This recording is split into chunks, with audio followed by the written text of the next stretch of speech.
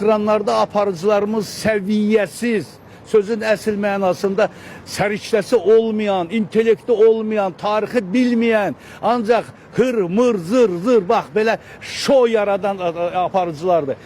Bu nədir bura? Nədir bura? Zənənə hamamdır, nədir? Bu şortu müğənnilərdir toyda. Buralar Moskvadan, Rusiyadan, hər yerdə pul qazanırlar, gəlirlər, özlərini reklam eləyirlər. Nə tərbiyələri var, nə qanacaqları var, nə onların şərəfi var, nə ləyaqəti var.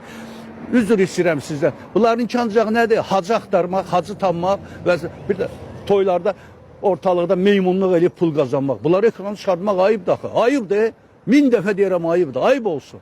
Ayıb olsun o televizyon kanalında oturan o şərəfsizlərə. Ağır olsun o televizyon şirkətinə nəzarət eləyənlərə.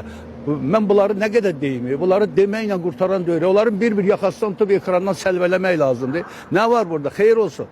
Bunlar sənətə gələndə necə gəlirlər? Hacı xanım kimi geyinirlər, başlarını bağlayırlar, bədənin başlayırlar. İndi lüturiyan çıxırlar ekrana. Pul sizə, ayıb olsun.